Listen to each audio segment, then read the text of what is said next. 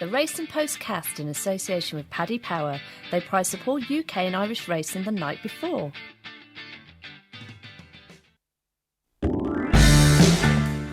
Nine races at Cheltenham, 9 races on ITV4, one sensational weekend. Welcome along to the Racing Post Weekend Postcast with 4 very excited people like children the day before Christmas. I'm Bruce Millington and I'm joined by Paul Keeley and David Jennings, my Racing Post colleagues, and also from Paddy Power, Frank Hickey, who is making his last postcast appearance before he becomes a married man.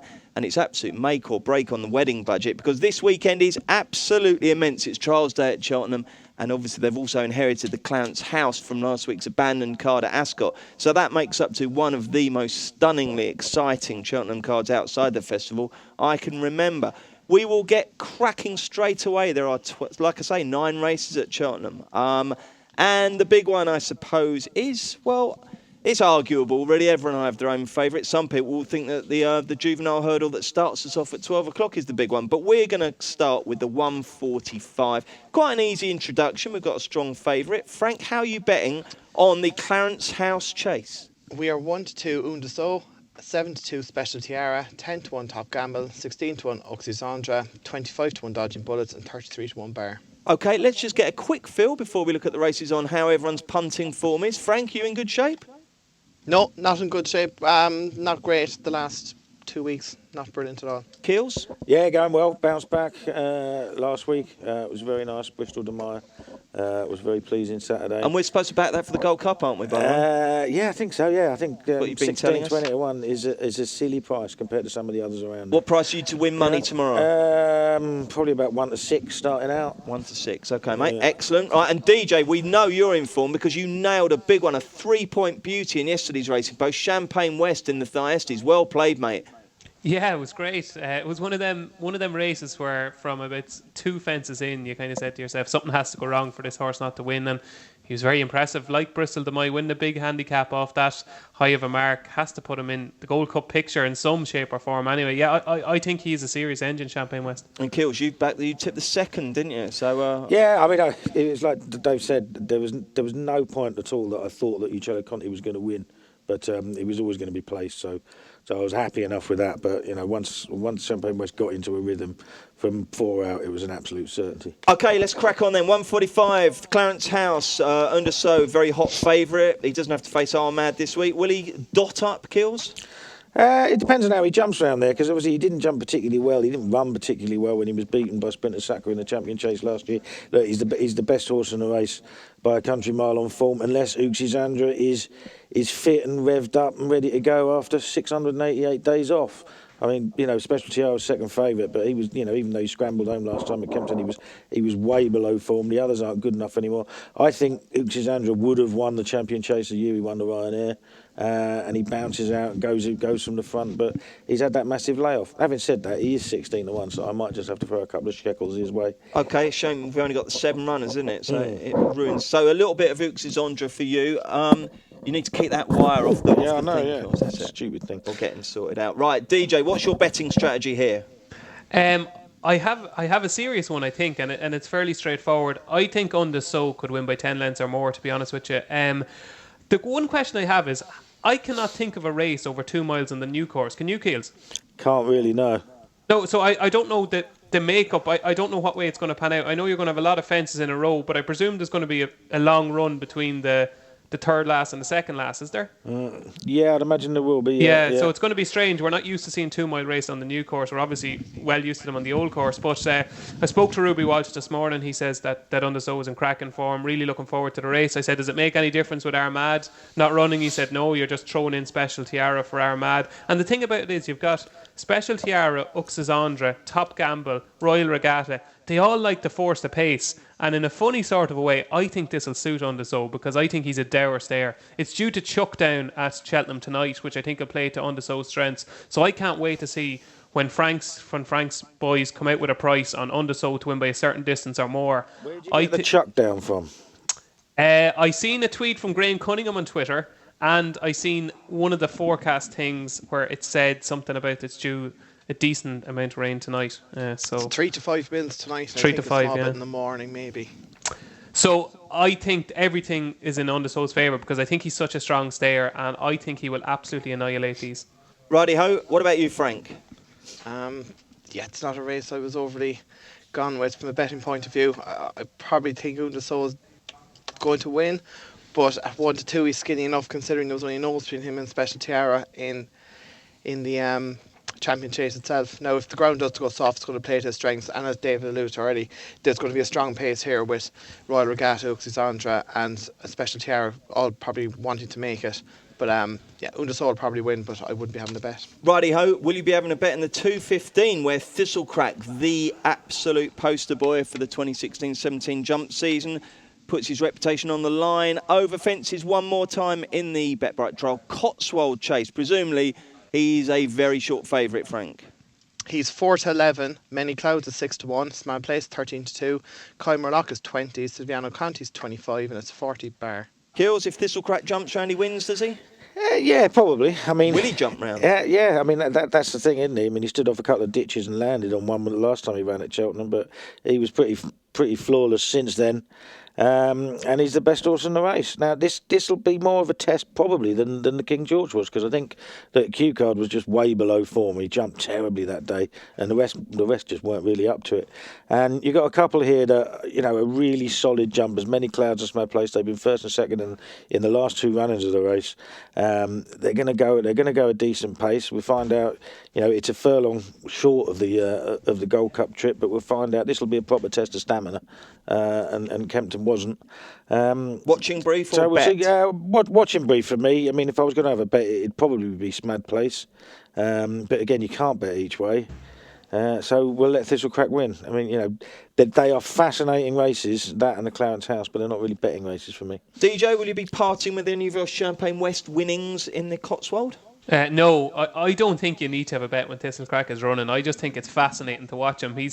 It's like watching some kind of drama on television. You're kind of hoping that something is going to happen, and it usually does. But just every fence, you're just glued to him because he's so extravagant, and probably it's a bad thing. But from a professionalism point of view, it is a bad thing because you want him to be neat and tidy, you want him to be safe. But for viewing purposes, it is so exciting. I thought Down the Back in the King George second time around was absolutely brilliant. I'm just going to watch and enjoy it, and I hope he does bolt up because I think he's the potential to be the best horse I've ever seen. So I'm just fingers crossed. I agree with Paul. I think Smad Place is the one that could probably potentially be a bet without, but I don't think you need to have a bet when Thistlecrack is running. Fair enough. Frank, can you see a betting angle, or will you just be sitting back and watching the boy do his thing? Yeah, if you're having a bet, I might be against the two lads here. I thought Many Clouds got a breathing up, and it seemed to work. Like at Aintree, he was relatively impressive. And I think, off the top of my head, didn't he carry a penalty last year against Smad Place? Or am I wrong? Well, this year they're off level weight, so I thought Many Clouds he gave Smad Place £4 last year. Yeah, no, he was thumped, but I think last year he never really was going last year, really, was he? But I think this year he looked back to his best at Aintree. I'd like Many Clouds to come second to Thistlecrack. No, I think this race, I might be a bit bold in saying this, but I don't think the King George is up to much. I think this will give us a better indication of how good Thistlecrack is. I think Many Clouds and Smad Place, the one thing you're guaranteed is that they will run to roughly their marks of somewhere in the mid 160s, and if Thistlecrack goes out and thumps them, then he deserves to be long odds on. And Frank, presumably you will be offering betting without Thistlecrack here, won't you? Oh, that'll be up this evening. Good, okay, and you would look to back Many Clouds in that market, I'd wouldn't probably you? back Many Clouds without, if I was having a bet in this race. But like that, I wouldn't be steaming on Thistlecrack. We did the anti-post podcast during the week, and I'd be keen to take him on for the Gold Cup itself, but this will give us a good indication of how good he really is. Okay, now I do have a betting angle for you in this race. If you've never opened a Paddy Power account before and you do so tomorrow, you can have a tenner on Thistlecrack at 6-1. They will pay you out in winning bets, but that looks a half decent bet, doesn't it, Kills? You wouldn't be rushing to lay Thistlecrack at 6-1, would you? Okay, so then maybe there is an angle, but that's for new Paddy Power account holders. Now then, a race that absolutely does combine quality with a fascinating betting angle is the 4 o'clock. It's the GalliardHomes.com Cleeve Hurdle. We do have a very hot favourite, but not quite necessarily the kind of perceived certainty that perhaps Undersow and Thistlecrack are. is obviously You Know What I Mean Harry, who is currently favourite for the Stayers Hurdle. How short is he for this one, Frank? And we're 8-11. We're 4-1 Ballyoptic, 12-1 Untoms per 2, 16-1 Petit Zig, West Approach, and Kotikova, and it's 25-1 Bar. And Paul Keeley loves an old horse, Frank. So what price is Nakara Bow? Rev de Silla's in there. Oh, yeah, Rev as well, yeah. Rev de Silla's 66-1, and Nakarabo is 150-1. Well, that's a decent forecast, Kill, isn't it? It is, mate. It is. Are you going to take on the Joel here?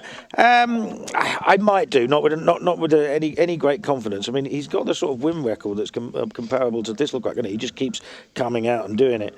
I wasn't absolutely convinced that Ballyoptic was beaten when he came down at Ascot last time. In fact, Ballyoptic's got to be one of the most unlucky horses going, because he might not be the best of jumpers, but the 2 times he's come down, he actually didn't make a mistake but slipped afterwards, and he lost his hind leg at Ascot, and that was it. He came down. They're decent horses. If the ground doesn't get too soft with the rain, I might have a couple of quid each way on Old Guard, who I think's been shaping like a stayer this year, and he's 25-33-1. I'd imagine You Know What I Mean Harry will win, though. He does have the form. Okay, fair enough. DJ, how are you seeing this one? Don't like him. Don't like You Know What I Mean Harry. I think he's obviously done very little wrong, but sometimes you just get a suspicion about a horse, and I think he's a little bit of a fraud. Look, it's lucky horses can't sue, isn't it? Some of the things that DJ calls them. What did he call the new one last week? No, the new one is a lovely... Don't backtrack. You said you don't like the new one. Yeah, I don't like the new one. He's an absolute... He's a credit to Connections, and he's a gorgeous horse, and he's brilliant. But if he was in Ireland, I don't think there would be so many headlines about the new one. There'd be a whole bloody supplement to the new one this time next year. Like, he's a grand horse. He's grand. All right. What about You Know What I Mean Harry? What's your reason for being so negative on him? I think he picked up the pieces a couple of times in races that fell apart, and if he wins this, he will prove me completely wrong. But I just think at 8-11 in a race like this, you have to take him on. And Coming in with who? With Ballyoptic, I think. Ballyoptic's jumping is a serious issue, as Paul alluded to. But he is a proper stayer, and I think this is going to turn into a real test. I think Richard Johnson's going to try and grind it out. And as Paul said, I'm not hugely convinced that he was beaten the last day either. I certainly think at the prices, like 4-1 and 8-11, that's ridiculous. I'd be taking You Know What I Mean Harry on with Ballyoptic. Frank, you're going to have a crack at this jolly? And the one thing he did mention, Ballyoptic gets £4 this time round. So I'm with David here. I think Ballyoptic's each way bet against You Know What I Mean Harry. And I'd agree with David. I'd be very keen to take You Know What I Mean Harry on, not only tomorrow, but even if he wins tomorrow in March. I don't think he's going to win the World Hurdle. When he might get away with it tomorrow, I think Ballyoptic will get really close to him. There's a couple of interesting ones here, maybe not for betting purposes tomorrow, but to keep an eye on. Henry Parry Morgan was going all right last time when he came down. Plenty of horses have run in this race as a prep for the handicap chase on the first day. He's one to keep an eye on tomorrow. Okay. I think he might travel all right for a bit tomorrow before being outpaced. And I'd like him in March if the ground had a bit of cut. Rightio. I don't get this Ballyoptic love. I mean, was it Weatherby where he came down the first time this season? Yeah. I didn't think he was going anywhere near winning that race. Yeah, actually, I backed the winner that day at Weatherby. He was the one I was worried about going to the last, because he does find a hell of a lot off the bridle. Oh, I don't know. I think he's the more overrated one than You Know What I Mean Harry, but perhaps I've been talking to Ed Quigley too much, who absolutely loves the horse. Right, let's go have a quick break, and then we'll come back with the rest of the TV action from Cheltenham.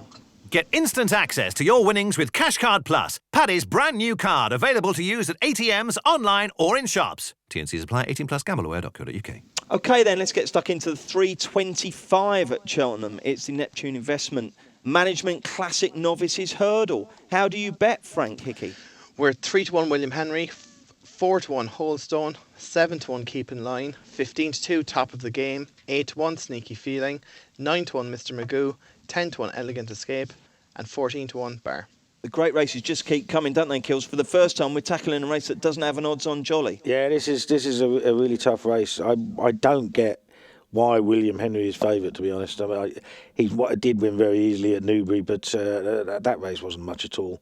He's been given an official rating of 132 for that, which puts him behind virtually everything in the race. Although he's obviously well thought of, he's a 7-year-old, so he's had problems. So I can't have him at all. I made it between Holstone and Keeping Line, and Keeping Line's a much bigger price. I think he's crying out for a step up in trip. I like the way he takes his hurdles. He'd be the one for me. You love an Alan King, don't you, Kills? I do like Alan King. Is he the new Toby Balding? No, not at all. I haven't got anyone to match Toby Balding. He used to back all his horses blind, which is probably why I went skint when I was younger. But you still loved him, didn't you? Oh God, yeah. Who was your favourite Toby Balding horse? Oh, Morley Street, Beach Road and Forest Sun. That was one of my first sort of getting into racing, and they were all running at the same time. So Uncle Toby, as I used to call him, couldn't do anything wrong at all. But if you had $100,000 to spare on a horse, would you have it with Alan King, do you think? I don't know. There's quite a few you'd put it with over jumps, wouldn't you? Obviously, you'd never rule out Nichols. I wouldn't mind having a horse with Nigel Twiston Davis. It just seems like a lot of fun, doesn't it? That bus he has on the gallops. And he can obviously train top class horses as well. Absolutely. DJ 325. Who wins? Yeah, one of my duties, I suppose, over here is I'm a spotlight writer and compile tissues, which I think I'm okay at. If I was pricing up this race, there is no way I would price it up the way it's priced up at the moment. William Henry is rated 132 and he's favoured. It makes absolutely no sense. I can't figure it out, can't make head nor tail of it. And the one horse I can't understand why he's such a big price is Top of the Game. Now, he's a work in progress. He's a huge big horse. It's going to make a smashing chaser. I have a feeling he could turn into the next Silviniaco Conti. But he absolutely annihilated No Hasselhoff, who's a fair good horse we might talk about later that runs at Doncaster. And on his first start over hurdles at Ascot, he looked like he was going to win by 10 lengths in between the final two flights. But he's a big old... It's still a mess of a horse, and he's flattened the last. He idled, and he only won by a short head from Crick Rock. But still, what he showed for 9/10 of that race, I was hugely impressed with. Now, Alpha Male has been beaten since, but I think he is a very, very good horse, and I can't understand why he's 15-2. OK, keep in line for Kills. Top of the Game for David Jennings. Who for Frank Hickey? David Jennings has set it up for me, because if you think Top of the Game is going to win tomorrow, there's one that's going to beat it, in my opinion. Top of the Game, as you said, beat Crick Rock at Ascot. There was a horse called Love Nor Money, 5 lengths back in fourth, off level weights. Love Nor Money went to Chepstow the next time, was getting £6 from Mr. Magoo and got destroyed. Now, this horse won his hurdles debut at Bangor over 2 miles, which is probably far too short for it. It beat a horse called Drumcliff, who we'll get to tomorrow, or get to later, who's running tomorrow also. That horse is rated 130 now. I think he'll win tomorrow. This Mr. Magoo was brilliant at Chepstow. 1, eased up, I think over 2 miles, 3 on soft ground. Now, once the rain comes tomorrow, this will be ideal for this horse. And Don McCain is back in form this year after a lean year or 18 months. And I think this is overpriced at 9-1. I really like it. You all make very strong cases, and not one of you likes the favourite. It'd be nice for Will Kennedy to win. I was having text. I couldn't work out whether it was banter or an argument yesterday about whether it was a penalty for Hull yesterday against Man United, but hopefully there's no hard feelings on that one. Let's go back in time to the 110. Blimey, O'Reilly, this is a ridiculous card, isn't it? Wherever you look, there is quality. So at 110, we've got the Hugo's Restaurant Barbados Trophy Handicap Chase, and Paddy Power bet as follows: 7-2 Safra Daru, 13-2 ASO and Thomas Crapper, 7-1 Shantou Flyer, 8-1 Walk in the Mill, 12-1 Tenor Nivernais, Regal Encore, Boywise and Foxtail Hill, and it's 16-1 Bar. Well, the beauty of this race is the favourite can't win. Safi Daru is not a chaser, Kill, so who are we going to take him on with? He is a chase. He's got some very good chase form to his name. I don't particularly fancy him tomorrow, but you rule him out at your peril because, on his old form, he's very, very well handicapped. If he comes back to his best, he'll win.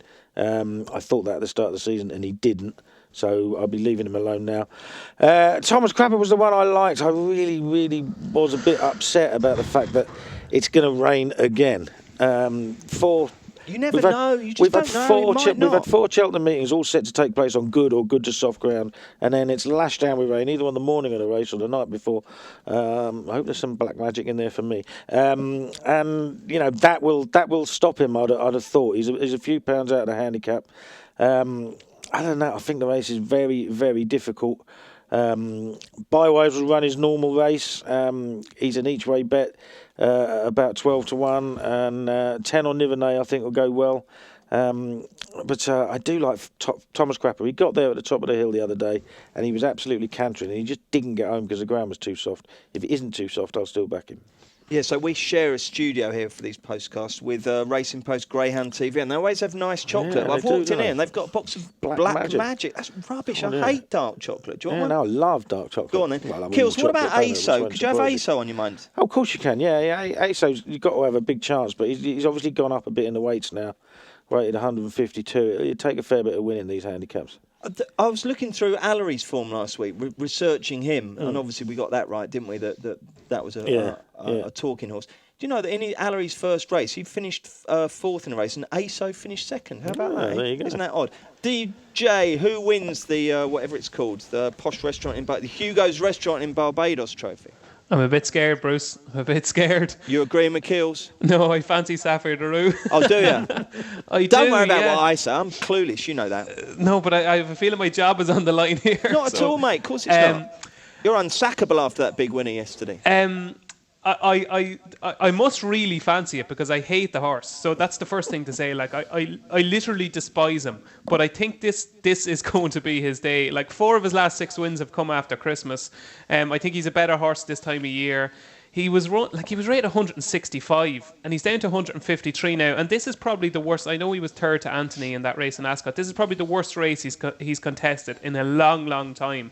Like he was running in proper grade 1s over hurdles and fences. And I think the key thing here, I'm not convinced he's a thorough stayer. Even that day at Ascot back in October, I'm not convinced he gets 3 mile 2 or even 3 mile. I think he could be better over slightly shorter. And even when he won at Aintree, when he was so spectacular over fences as a novice, I thought he won the race by his kind of jumping. He had one turning in and then he got a little bit tired. I think off 153, he's had a 63-day break. He's been freshened up. This is his last chance. This is his last chance, but I think he'll win. You've gone mad. Okay, Frank, talk some sense into DJ. I'd be worried with Paul Nicholls in January. I don't think his strike rate's brilliant. Like he's had a couple fancy ones turned over. I wouldn't be overly gone with Sapphire Daru myself. It's a race where, a lot of them have run against each other before, but there is one. I'd agree with Paul, actually, if it didn't rain or if the ground was, good to soft, I would like Thomas Crapper, but I fear the rain is going to catch him out again. So there's a horse called Walk in the Mill. Apparently the quotes after one at Wincanton the last day were saying that it had just strengthened up hugely over the summer, and like it's gone up 17 pounds in 2 wins this year, but it is very unexposed. It's going to be off 10-8, soft ground to be fine. I was a little bit concerned his 2 wins were right-handed, but he ran well at Newbury last year, so maybe it's not that much of a worry. But I think he's about 8 or 9 to 1, and I might take a flyer because all the rest we know where we stand with them, and that's the only one that, maybe he might still be improving. Okie doke. Righty-ho. Well, let's now look at the 250. Sorry we're jumping around, but this is the order we've done it in. We've tried to put it in order of merit, and it's the cross-country, the Glenfarclas cross-country. Kills, you're not a massive fan of cross-country. No, I was going to say, am I allowed to say I don't care? Well, yeah, of course you can. Yeah, that's absolutely fine. I might actually take up the cudgels here and actually become a tipster, which is always very dangerous. But first of all, we'll get the prices from Frank.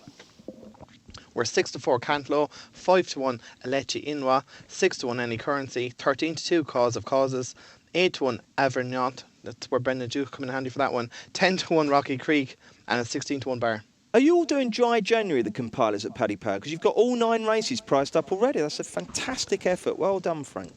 Yeah, no, I think... just ultra professional, yeah? That's it, yeah. A few of the lads went down to Goran yesterday, I think, and had a few drinks, but we got it all done. It was well played. A good week's work. Okay, well, listen, I just think Cantlow's form over in cross-country has just improved. We've had him on our radar for ages, Cantlow, haven't we? Do you remember, Kills, when he was running around in Plumpton in the Novices and all that? And he was a consistent professional loser, wasn't he? But then you get these silly races come out, and whatever Ed the Bulger does to train them to jump these silly fences, they come together, don't they? I just think he's absolutely unbeatable at this discipline now, and I think 6 to 4 is a great price. So that's my 2 penn'orth. DJ? Couldn't agree more, Bruce. Good man. I've been down with Enda Bulger a good few times, and he has his own cross-country course in the back garden. If you ever get a chance to see it, it's unbelievable. It's like a fairy tale. But the thing about it is, people get sucked into these horses going from, graded company back to cross-country races, and you've got Alelchi Inwa here. But like we've seen time and time again, that it's just a completely different discipline. And the ability you show in normal races in a weird sort of way, actually doesn't count for much. And we've seen that with Foxrock even, and horses like that. I think that over this discipline, I think Cantlow was a really, really good horse. And I think 6-4, he will go off odds on, Bruce. Just put bloody black magic in my mouth, expecting you to rant on for ages. Did you give in to me for rambling on? Stopped. Disaster. Frank, who do you think? Yeah, I'd agree Cantlow would probably win. I'd be surprised if the prices stay the same come this evening. I do think any currency, if you're looking for an each-way angle against him, I think he's the only one that can beat him. Alechenwa has run over this discipline yet. I would be gone him as a horse anyway. Cause of causes. I don't know what the purpose of running him in. Are they thinking of running him in March? I'd be surprised. I think Cantlow would probably win, but if you're looking for an each-way angle against him, any currency won't be 6-1. Okay, let's mop up the rest of the Cheltenham card, and we'll start at 12 o'clock with the Cleeve Hurdle trial, where two fantastic horses in the green and gold do battle. It's Charlie Parkes and Defi de Soy. Who's fav out of these two, Frank? Defi de Soy is 8-11, Charlie Parkes 11-8, and it's 12-1 bar. Can I start on this, Bruce? Yes, please? you can. Please do. I cannot stress how good this Charlie Parkes is. This is a machine. Like, he won at Kempton. I take it you didn't price this race up then? I definitely didn't. If I was, it wouldn't be this way. Like this, I can't stress, this is a certainty for the triumph if they go this way. It's the best horse I've seen in a long time. I was blown away at Christmas. I remember watching it in one of the bookies in Cork, and I nearly lost my life watching how good he was. He took it up between, I think, the second and the third down the back, and he went from last to first in a matter of strides. I was like, what is it? I thought it was a big move to make mid-race, and he mightn't have much left at the end. But he cruised into the straight, went away from Master Blue Eyes as if he wasn't there, giving him, I think, £3 or £5. Noel Feely's hands didn't move. He just sat there. And then Master Blue Eyes, he was unlucky at Huntington last week. He's given a mark of 132. So, like, on the basis of looking at Charlie Parkes beat it by £8 or 8 lengths, giving it £5, I think this is probably close to 150 already. In a normal year, that wins the Triumph Hurdle. I wouldn't be surprised if we won the Champion Hurdle next year. It's that good. Okay, so you don't really have a strong opinion on the race. Kills, what do you think? Yeah, well, he says he's close to 150. Defi de Soy is already 155. So, he's actually got to step up on what he has done. I appreciate what Frank said. He was visually very, very impressive, and Barry Geraghty's chosen him. So they obviously think, or Barry Geraghty obviously thinks that he's probably the best of the two.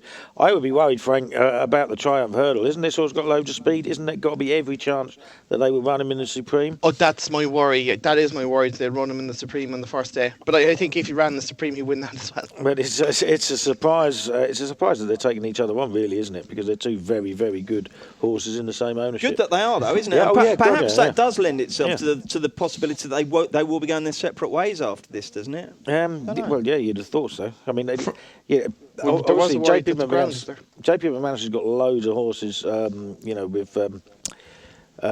with Joseph O'Brien as well. Oh yeah, of course. He's got all those ones to come through. Aiden so they can't run them all in the Triumph, can they?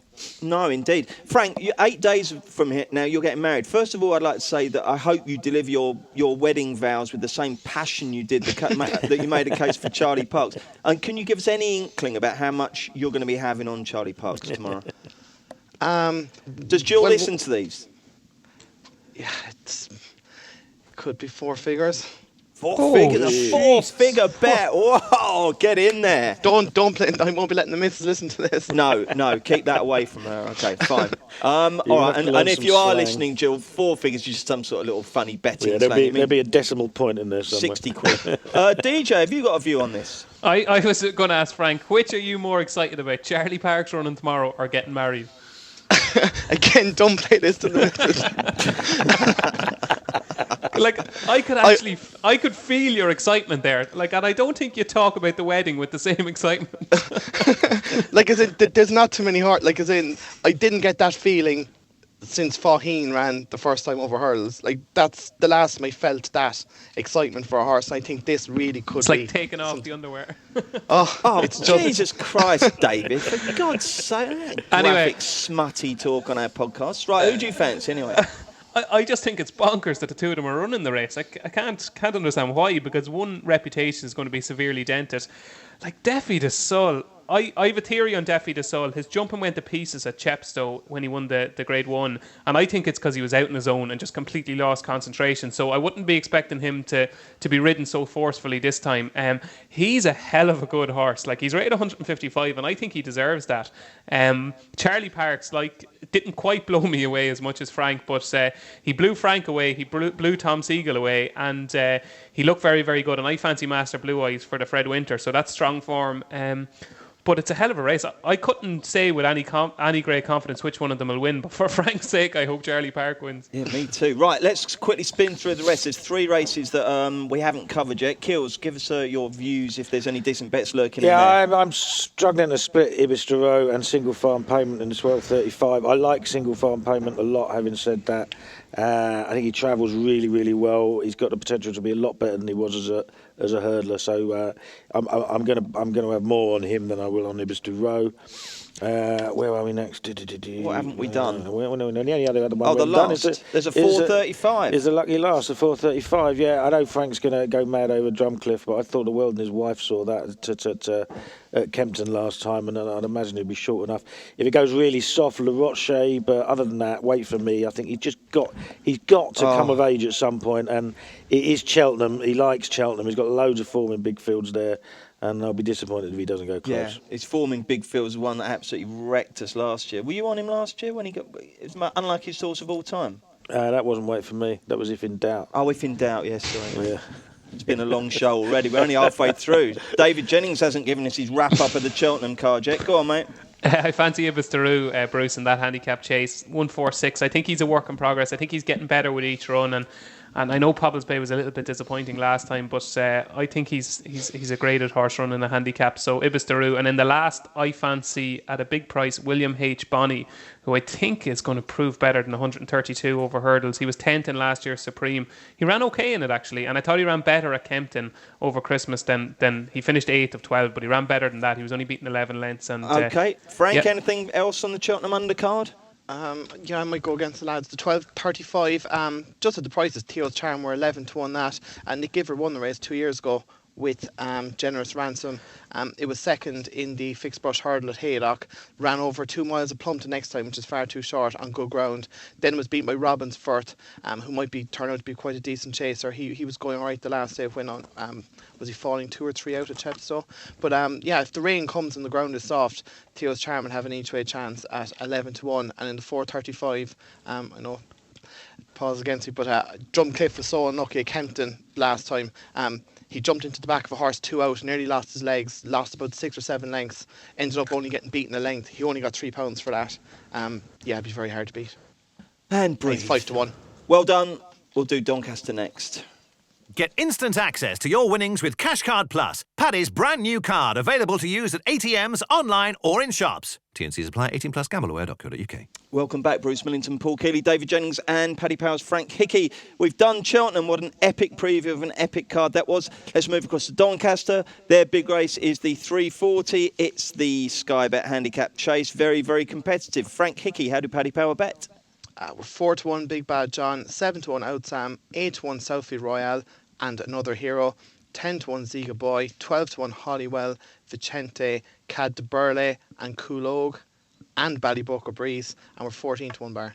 Kills? Yeah, I backed about Out Sam earlier in the week at a double figure price. He's obviously a lot shorter now. He's one of those horses that if he ever jumps and gets into rhythm, he will destroy a handicap field like this.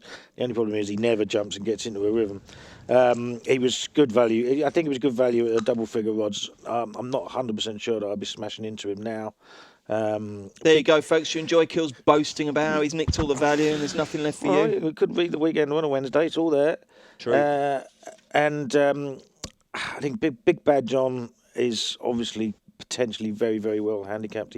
He thrashed our Kempfer in a 2-runner race, finished second with Thistlecrack. It has been won by a novice. In fact, it got won by If in Doubt, which gives me hope for Out Sam, because If in Doubt's the clumsiest chase you've ever seen in your life, and he managed to win this race. The Doncaster fences aren't that stiff. Okay, DJ? I really like Out Sam. Sorry, Paul. I've a theory with him. I'd be delighted. Kills likes it when you corroborate his tips. I've a theory with him. I think he hates Cheltenham for starters. I I don't think he likes the undulations. And if you go through it, his best form, I think left-handed on a flattish track is what suits him. He was brilliant at Newbury when he beat Milan's Bar in that 3-runner race. I think there was a short price favourite beating that day. But he was brilliant, or he was good. He was another horse fell in Catterick when he won by a wide margin as well. But I think those are his type of tracks, and I think Doncaster will suit him. As Paul said, the fences are not hugely. They are forgiving, and I think that suits him. Like 136. Like this time last year, I think we thought this horse would be rated up in the 150s. So 136. I think everything is in out Sam's favour. So apologies, Paul. That's all right. Frank, who do you like? This is unusual in that it's a big field handicap, but I don't have a strong opinion. Obviously, I'd be interested to see how Sophie Royale goes, because I think the 4-miler form was pretty decent last year. But 147 stiff enough mark, even though they are claiming 5 off him. I don't even think I have a bet. I was looking at Long Lunch, ran well there the last day, but I'm not sure about, he barely gets to 3 miles. He went up a few pounds for that second when he was nabbed on the line. He's a massive price, but I might have a small bet on him each way. At 3:40, when this race takes place, you'll just about have got over the fact that Defi Desoy has smashed Charlie Clark's. I've just had a very interesting text from no less than Ed Chamberlain, who says, conditions update if in time for the postcast. Sunny, strong wind, drying. Did you not believe me? So there you go. It's drying at Cheltenham, but there is some forecast overnight rain, so we'll have to see what happens in the morning. Right, let's quickly spin through the rest of the Doncaster card. And I'll tell you what, even if Cheltenham wasn't taking place tomorrow, this Doncaster card is great. You've got Vroom Vroom Mag running in the 3:05. You've got Forest Bean, who we really like, don't we, DJ, running the 2:30. And you've got a great race on ITV4 at 1:25.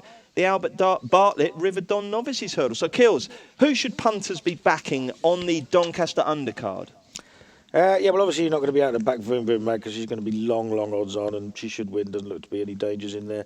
The 125, the River Don, very, very interesting. Happy Diva obviously could have won in the mare's race. She was really impressive last time, but this Paul Nicholls horse, Give Me a Copper, looked like an absolute superstar. When it won a month and a half ago. It's unbeaten in a point, a bumper, and a hurdle race, and I think they think it can be really good. He's very likely raced for a 7-year-old, but I'd imagine he'll take a lot of beating and be reasonably short. I quite like the look of Nicholls again, and Romain de Sanam in the 155, the 2-mile handicap chase. This race won last year by Dandridge, who went off to be second in the Grand Annual afterwards. Interesting that he's running this under a £5 penalty, because the race he won the other day was absolutely Mickey Mouse. I'd imagine the horse is just absolutely flying, and they think, let's get him out again. Because he won a race 4 days ago that I think he got an RPR of 111. It was that it was that easy for him to win at odds of 1 to 20. Okay. Couldn't pick one in the Lightning Novices Chase. Going to ruin Dave's hopes of getting Forest Bean. What the hell are they running for? In the Novice Handicap Chase, because he's on 140. And so frustrating. Unless he finishes last, he's going to go up. Okay, DJ, over to you for the rest of the Doncaster. You can't understand why he's running Forest Behan. He has his mark.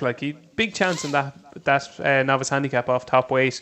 Maybe he'll win it and he'll go for the Arkle. I think he could win it. That's the thing. I think he's that good. So we'll be going for Forest Behan in the 2:30. There's a couple I like. I agree with Paul. I think it could be a big day for Paul Nicholls. I fancy 3 of his at Cheltenham, and I think Romain de Semen will take a lot of beating in the 155. Vroom Vroom Mag has to win the 3:05. Simple as that. And the other one I like. There's 2, No Hasselhoff, I mentioned earlier in the 125 against Give Me a Copper. I think No Hasselhoff is getting there. I think he could be very, very good, and I think a track like Doncaster over 3 miles certainly suit. Just needs to settle in the early part of the race, because he sometimes compromises his chances. And the other one I was liking from the entry stage in the first race in the 1250 was Orchard Park, but Mrs. P. Fuller is riding at Claimant 7. Miss P. Fuller. Miss P. Fuller, sorry, she's not married yet. I thought that ran a cracker at Hereford behind Matchaway. The first 2 pulled miles clear and was crying out for a step up and trip. And it was second to Drumley Sunset in a race at Exeter earlier on this season. Off 118, I thought he had a super chance, but I have no idea if Miss P. Fuller is any good at all. Have you got a clue on Miss P. Fuller, Kills? Absolutely no idea. Okay, fine. Frank, like anything at Donny? The 1250, I thought one might actually have got in lightly for his handicap debut. Dawn Missile last ran the flat in October over 2 miles in York, where it was third off a mark of 84. 85, I think, or 84. And here it is, had 3 runs over hurdles. The middle run actually wasn't too bad, where he was third at Huntingdon behind Rotherby, who's a decent enough novice of Nicky Henderson's. But it's running here off 110. And we all know Twiston Davis in good old form. I think that might have been let in lightly. I'd agree with Paul on the 125. I think Give Me a Copper could be potentially very, very good. I'd imagine he'd be short enough. I thought he'd win. The 155 is strange in that Roman de Slam has a penalty, but I doubt the handicapper would give him anything for the win the last day. So off a mark of 138, I would be wondering why they're running him, because he's bang on for that novice handicap chase, as is double W's. I thought Cirrus Mauvier was very unlucky to come down. Don't see to right. I think the saddle slipped the last day at Donny when he looked like he was going to absolutely hose up. I thought he might go though. What? Don't worry, I wasn't. Oh, he was very unlucky. There is form figures. Oh, he was very unlucky the last day. Like, as in, he was the race in the bag and the saddle slipped. Okay. And the saddle slipped and I think David Bassradian came off. I thought Cloudy Dream would win the 230. Vroom Vroom, the 305. Yeah, that was it. Okay, jolly good. Let's get the best bets of the day. If he doesn't win, I will be absolutely staggered. I think it's a stone cold certainty.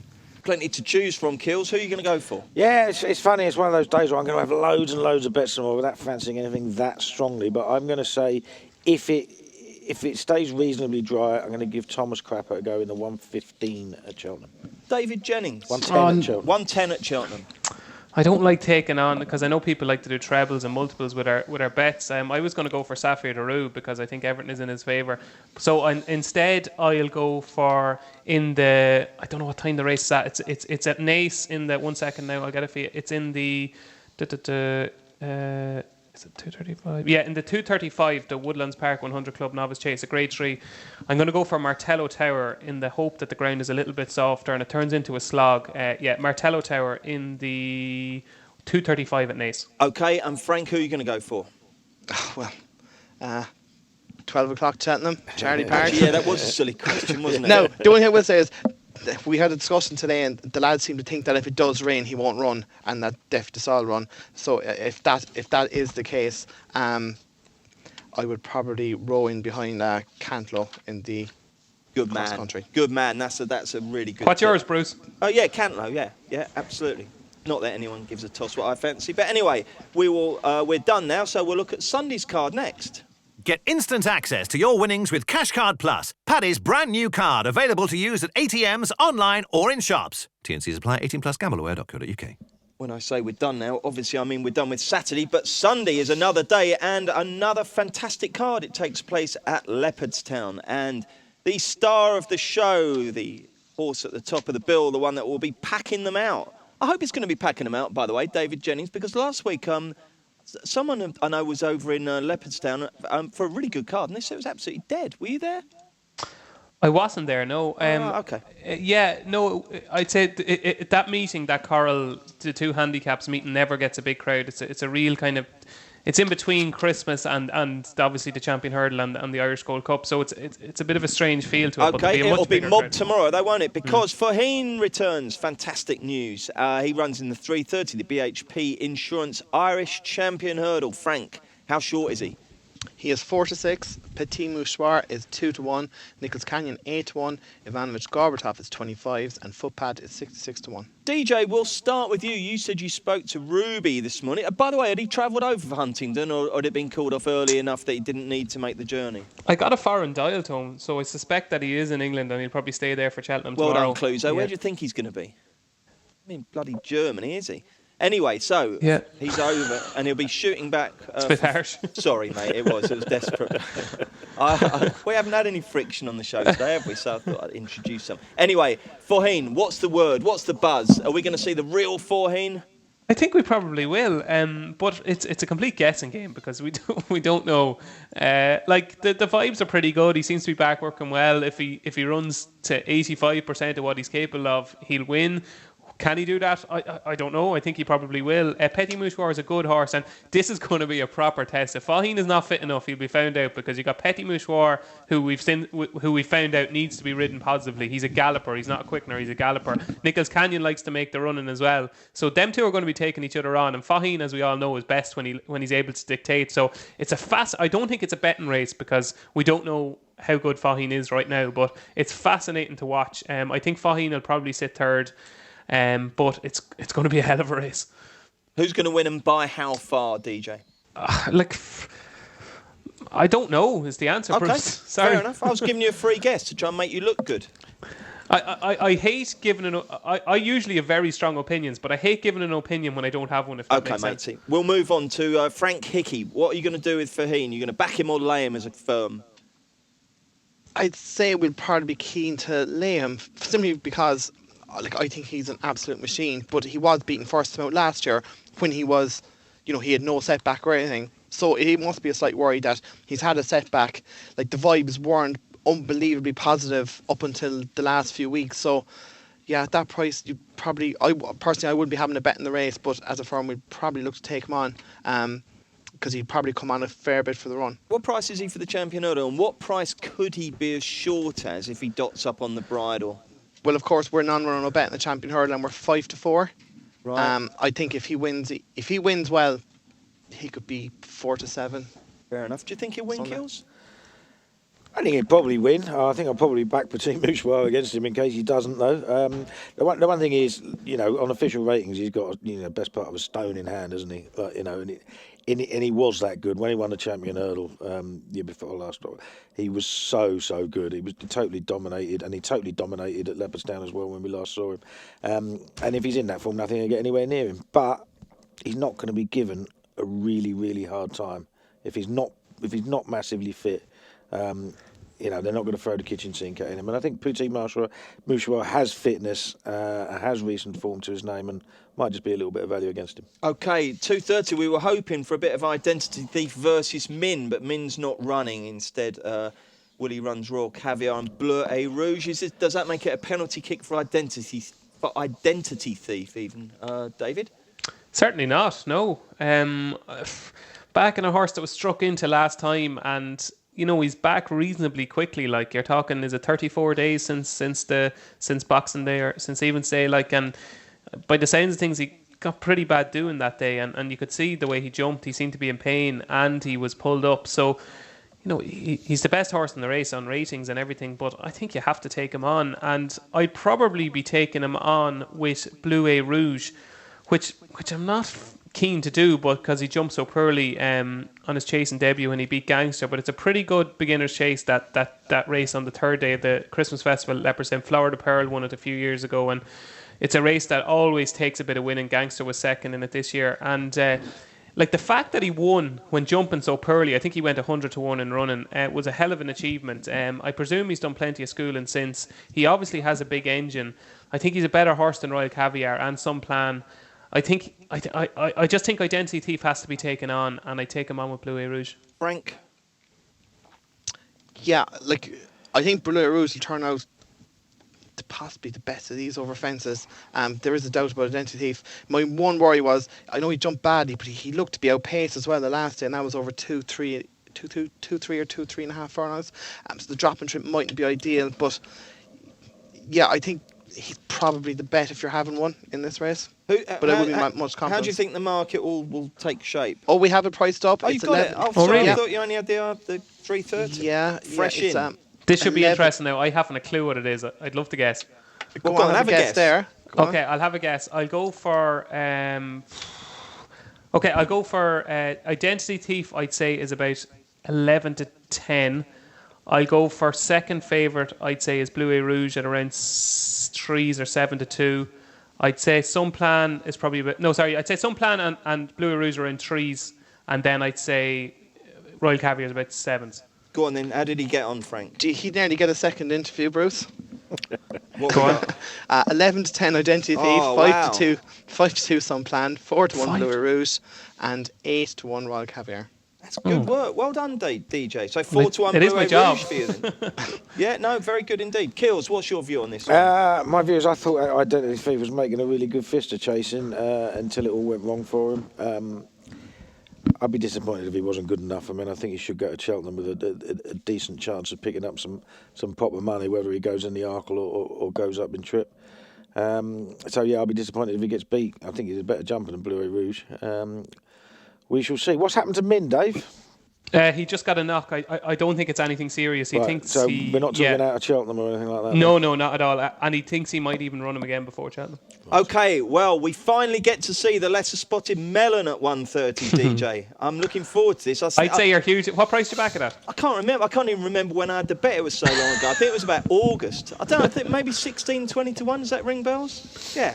So what's going to happen? Yeah, I'm just enjoying... I'm hoping that I might be able to write about the race because you can say we'll have Melon for starters because it's in the first race. Very good indeed. Yeah, I like that. Yeah, very good. Look, the vibes are pretty good, but he'll have to show it. I think it is interesting that he's running the maiden hurdle, and I know that sounds stupid, but we're into nearly the end of January, and next week is the 1st of February, and if they wanted to, they could have done what they did with Let's Dance last year and ran him in grade ones and top class races. And if he wins them, well and good. If he doesn't, he'll have his novice status for next season. But the fact they're running the maiden hurdle that he's going to be a very short price for suggests they still think he's a supreme horse to me. I think his work has been very, very good of late. He's going to be a ridiculously short price and it's all on reputation. But I hope for your sake, Bruce, that he wins. Thank you, DJ. That's very kind of you. Anything else on the card we should be focusing on from a betting perspective, DJ? Yeah, the 2 o'clock is a real interesting race. I mentioned Let's Dance already. I spoke to Ruby this morning and I said, Ruby, I was fancying Montalbano for the Neptune. And I said, I can't believe you're not riding it. And he actually said to me, he said, Jesus, I don't even know if he would have been my second choice. Maybe Kemboy. And Paul Townend is on Kemboy. So by the looks of things, Montalbano is the third choice of the Mullins string. But the only thing I will say, it's a guessing game and they're all guessing. Let's Dance is rated 142 and Ruby probably says she's getting weight on account of her being a mare and that whoever beats her will have to run to a seriously high level. So he's playing the percentages. But I think you could get a big price on Montalbano now because he's the third string. I think he could be a decent price and I think he still could be very good. So I'm going to give Montalbano, even though everybody in Willie Mullins' stable has neglected him, I think Montalbano is a big chance in that 2 o'clock. And the other horse I fancy is in the 3 o'clock, the 2 mile 1 handicap chase. Powers Bomb, trained by Brian McMadden, ridden by Mikey Fogarty, would have won, I think, the last day in a real good handicap chase at Leopardstown over Christmas. The race has worked out well because Ball Dark was in it. He has since won. I think off a mark of 128, Powers Bomb is going to be very hard to beat. Okay, Kills, do you like anything else at Leopardstown? No. Wish we were going, don't you? Yeah, it'd be good, wouldn't it? Yeah. I went to that meting ages ago, I think 2008. It was absolutely cracking. It was really, really good. Frank, what do you like? The 2 o'clock, I might be wrong here, but Mona Lee was second to Death Duty at Navan, wasn't it, the last time? Yep. Where Invitation Only was third. Like, Invitation Only was supposed to be the Neptune horse for Willie Mullins, so I thought that was pretty strong form, and I could easily see it being 4 or 5 to 1 this tomorrow. I'd probably have a bet in that, probably each way if the 8th stay. I thought one in the 3 o'clock down the bottom, Robert Tyner with Mark Walsh on for Pull Muscle. He looked pretty decent when he started. Like, I think he won a bumper and was it a maiden hurl at Cork? I looked like he was going to be very good, and then he just went off the rails completely and looked kind of useless enough. But then he bounced back to form in Ace last time when he was only beating a length and 3/4 off a mark of 106. Now he's gone up 3, but he's getting in here off 10-3. Robert Tyner, he's a shrewd man from down my way. If there's a few quid for this, I'd definitely be rowing in behind it. Okay. And also, Frank, don't forget, you boys are serving it up for the new customers as well, aren't you? So if people don't fancy the 6 to 1 Thistlecrack, which would be a very weird thing not to fancy, I believe new Paddy Power customers can get 7 to 1 on Forheen to win the Irish Champion Hurdle on Sunday. That's a £10 maximum stake, and your winnings are paid in free bets. So go onto the Racing Post app, and if you're a new customer, you can choose either 6 to 1 Thistlecrack or 7 to 1 Forheen for a tenner, which can't be bad. Okay, Keels, work or play this weekend? Well, work Sunday, play in some form or other tomorrow. There's talk about going to a pub in Seven Kings, which I don't even know where it is. Seven Kings is East London, yeah. I think, isn't it? Yeah. Why would you be going over there? Because a couple of guys from the office are going. It's a big Irish pub. It's got TV on there, got racing on the TV, load of TVs in there. So could be doing that. How many pints I might you don't know, have probably there? average about a pint and a half per race at Cheltenham. Can I come? You can. Are you over? I wish. No, I'm not. No. How much can you spend on alcohol on a big Saturday? I if don't you're know. really going Depends. for it? Depends if I'm in a club. It's only £3 a pint. So you've still got to change from 100 something quid, like yeah? Okay, so all punting, drinking, enjoying yourself Saturday and working Sunday. And trying to work Sunday, yeah. Okay, DJ, what about you? I'm off tomorrow. I have a football match, and I'm working at Leopardstown Sunday. So it's kind of the perfect weekend because the match is at 4 tomorrow. So I'll get to see plenty of racing before. I actually had a match in the middle of the Bristol to Moy race last week. I checked the result at half time. You can have your phone by your goalpost, can't you? Yeah, goalie, yeah, aren't you? yeah. Well, let's hope editor Richie gives you the 1:30 so you can do that hilarious joke about melon for starters. That would get Monday's paper walking off the newsstand, wouldn't it? Yeah, and it would. Frank, this is your final postcast before you get married, my friends. So we would all like to wish you the very best for a lifetime of matrimonial bliss. Thank you very much. You're not going on an elongated honeymoon yet, are you? When are you back on the postcasts? So I have the week off after the wedding, but we're just going down to Monart in Wexford for a couple of days. Nice. And then we're not going honeymoon till April because she's a teacher. So we go during Easter holidays. Fantastic. So hopefully the wedding will go well and Charlie Parks will win and it'll be a smooth week. And you've got 170 going to the wedding, haven't you? Yeah. And it's in what David Jennings says apparently is the 4th best hotel in Ireland. So how much is it costing you? Oh, jeez. Does Jill's dad stump up for it, or doesn't? Is that Jill's dad was very tradition? generous. No, he stumped up a fair bit, fair play to him. I must talk to you off air, Frank, see how much it actually costs. Mate, I don't think. I honestly don't think Aoife's going to say yes to you, David. So that's hypothetical. But come on, Frank. How much is this wedding going to cost? It's a lot. A lot. That's all I'll say. I want you back in a lot of Charlie Parks. Because you famously you had a 6-figure win, didn't you? When you made your podcast debut, you revealed that your best ever bet, you won over €100,000. I should think you're putting a reasonable dent into that, aren't you, with this one? Half of that, anyway. A massive dent in it, yeah. A massive dent. And what will be the best value thing that you buy? The band? I would say the venue itself is brilliant. Venue. Oh, it's brilliant. Like it's worth paying for. Like they just do everything. Well, nearly everything. Jill has to do the rest of it. I do nothing. But yeah, it's very good. And the band are supposed to be very good as well. But as I said, ask me questions about the wedding isn't very good because I don't really know much. It's Jill's doing everything. It'll be fantastic. Well, the only thing she hasn't done is sent out invites, but I'm sure they're in the post. Thank you very much. Good luck, Frank. Hope you and Jill have a great day. DJ, have a great weekend. And Kills, hope you don't drink too much and hope you back plenty of winners. Thanks very much. We're back on Monday with the review postcast. We've got more Cheltenham anti-post next week as well, so join us for that. The Race and Postcast in association with Paddy Power. They prize support UK and Irish racing the night before.